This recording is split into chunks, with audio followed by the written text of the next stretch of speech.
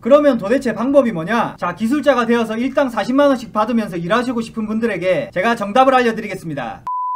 안녕하세요. 노가다TV 서민이야기의 노프로입니다. 노가다는 어떻게 시작하냐는 질문을 종종 받습니다. 요즘엔 노가다 관련된 정보들이 굉장히 많아요. 정보 홍수로 인해 오히려 헷갈려 하실 분들이 계실 거라 생각됩니다. 그래서 오늘은 노가다를 도대체 어떻게 시작해야 되는지, 입문 방법에 대해서 이 영상 하나만 보고도 쉽게 이해하실 수 있게끔 모든 걸 정리해 드리겠습니다. 노가다의 직종은 수도 없이 많아요. 직종에 따른 현장의 종류도 다양합니다. 그렇기 때문에 크게 인력사무소 노가다, 대기업 숙식 노가다, 개인 사업체나 팀에 들어가는 방법 3가지의 종류로 분류해서 설명드리겠습니다.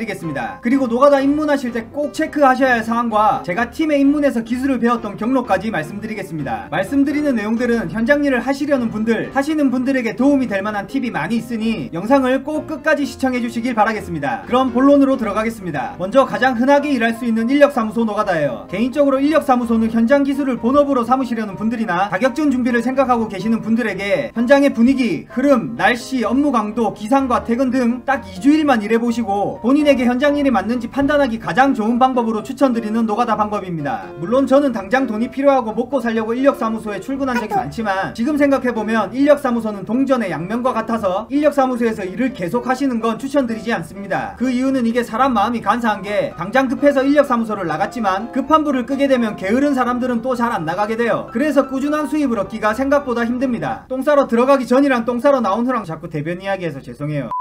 인력사무소 입문 방법은 아주 간단합니다. 인력사무소에 출근을 결심하고 나면 네이버에 건설기초안전교육이라고 검색하셔서 집과 가까운 교육기관에 가서 교육받으시면 돼요. 준비물은 5만원과 신분증입니다. 4시간 교육을 받고 나면 그 자리에서 이수증을 줍니다. 그럼 이수증과 신분증, 안전화를 챙겨서 오전 6시 이전까지는 집 근처에 있는 인력사무소에 나가시면 됩니다. 간혹 개인 현장 같은 경우에는 이수증 없이도 일을 보내주기도 해요. 하지만 어떤 일이 어떻게 걸릴지 모르니까 이수증을 들고 가시는 게 이름이 호명됨에 있어 조금은 유리합니다. 간단하죠? 팁을 하나 드리자면 처음은 규모가 작은 인력사무소에 나가시는 게 좋습니다. 그래야 소장님한테 얼굴 도장 찍기가 좋아요. 그리고 첫날에 일을 못 나갔다고 그 사무실이 일이 없다 생각하시는 것보다 다음날 한 번 더 나가보시는 걸 추천드립니다. 요즘엔 소장님들도 같이 오래 일해주는 사람들 좋아해서 다음날 또 나가게 되면 대부분 이 사람은 지금 간절한 마음으로 이곳에 왔구나 생각을 하고 일거리를 챙겨주려고 합니다. 이런 장점 때문에 처음엔 규모가 작은 인력사무소가 더 좋아요. 근데 다음날도 일거리가 없다? 그러면 그 사무실은 손절하시는. 자, 다음은 대기업 숙식노가다 현장일 구하는 방법이에요. 이곳은 용역사무소와 다르게 건설기초안전교육증이 필수입니다. 대기업 현장 같은 경우에는 또 다른 교육을 하는 경우도 있는데 그 부분은 현장에 가게 되면 다 알아서 교육받게끔 해주기 때문에 크게 걱정 안 하셔도 됩니다. 숙식노가다는 각종 구인구직 사이트에서도 흔히들 볼 수 있는데요. 가장 좋은 방법은 밴드 어플을 이용하는 거예요. 뭐 숙식노가다는 밴드로 구한다, 밴드에서 알아봐라 말로는 많이들 들어보셨을 거예요. 그럼 도대체 뭐라고 검색을 해야 나오는지 제가 검색어를 딱 알려드리겠습니다. 우선 밴드 어플을 다운받으신 후에 하이닉스나 삼성반도체를 검색하시면 됩니다. 평택, 고성, 이천 등 전국적으로 현장은 아주 많기 때문에 본인이 일하시고자 하는 지역 쪽으로 알아보시면 됩니다. 여기서 아주 중요한 체크사항이 있습니다. 중요해요. 우선 밴드 내에서도 인력 소개업체 같은 곳이 많기 때문에 꼭 팀장님이 직접 쓴 글 위주로 구하셔야 합니다. 소개서 같은 경우에는 실제로 내가 일해야 하는 팀의 팀원들 분위기라든지 숙소 상태, 업무 외적인 부분을 잘 모르는 경우가 많기 때문에 팀장이 적은 글 위주로 알아보셔야 해요. 자, 팀장이 올린 구인글 중에 마음에 드는 현장이 있다. 그 다음에도 꼭 해야 하는 행동이 있습니다. 팀장한테 전화를 하셔야 해요. 통화를 하시고 제가 알려드리는 것들을 꼭 물어보세요. 첫째, 급여는 어떤 식으로 지급되며 초보 기술자 기준 급여는 얼마인지. 둘째, 숙소의 크기는 어느 정도며 방 한 칸에 몇 명이서 자는지. 셋째, 하는 작업은 정확하게 어떤 작업이며 한 달 공수는 평균적으로 얼마나 나오는지. 이렇게 알려드린 3가지는 무조건 메모하셔서 물어보시길 바랍니다. 내가 일해야 할 곳인데 의뢰 입장이라고 생각하고 눈치 볼 필요 없습니다. 꼭 물어보셔야 합니다. 그렇게 여건이 맞다 하면 이제 현장에 가셔서 신규자 교육을 받고 일을 하시면 됩니다. 간혹 알바천국 같은 앱을 보고 구하시는 분들이 계신데요. 거기에 올라오는 글들은 대부분 소개업체이기 때문에 소개를 합시고 돈을 띄는 경우가 많아요. 단가는 높게 적어 놓지만 현실성이 떨어지는 금액이 많습니다. 그렇기 때문에 알바천국 같은 앱을 통해서 숙식노가다는 절대 구하지 마시기 바랍니다. 노가다 구인만큼은 알바천국은 쓰레기.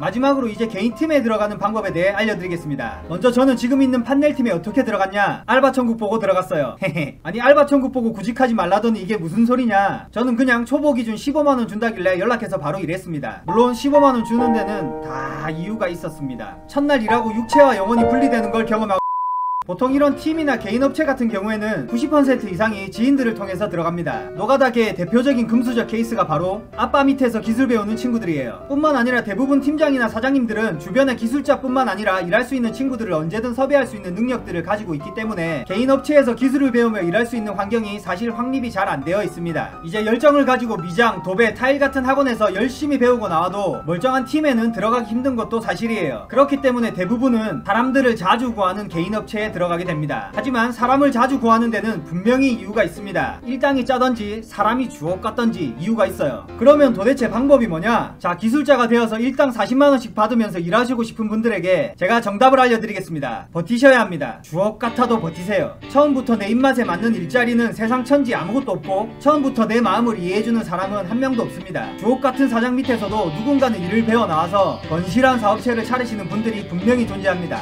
몸과 마음이 고단하고 힘드시겠지만 버티고 버티다가 노하우를 빼먹으세요. 내 걸로 만드셔야 합니다. 인간 대접을 안 해준다? 그럼 나도 스승님 대접을 안 해주면 돼요. 참고 버티다 보면 그쪽 계통의 인맥도 분명히 생기게 되고 점점 일할 수 있는 바운드가 넓어집니다. 그때 가서 버텨서 배운 기술로 이직하시면 돼요. 제가 생각하는 저희 같은 서민들은 운이 아주 좋아서 정말 좋은 스승님 같은 사장님을 만나는 경우가 아니라면 버티는 게 답이라고 생각합니다. 반대로 인간적인 대우를 해주신다면 그에 상응하게끔 더 열심히 일해야 되겠죠. 자, 이 영상이 지금 같은 불경기에 마음고생하시며 현장 일을 하셔야겠다는 분들에게 꼭 도움이 되었으면 좋겠고, 혹시 일을 하시게 되면 첫째도 안전, 둘째도 안전임을 꼭 명심하시고 작업하시길 바라겠습니다. 구독해주시면 더 좋은 영상으로 보답하겠습니다. 긴 영상 시청해주셔서 감사합니다. 알바천국.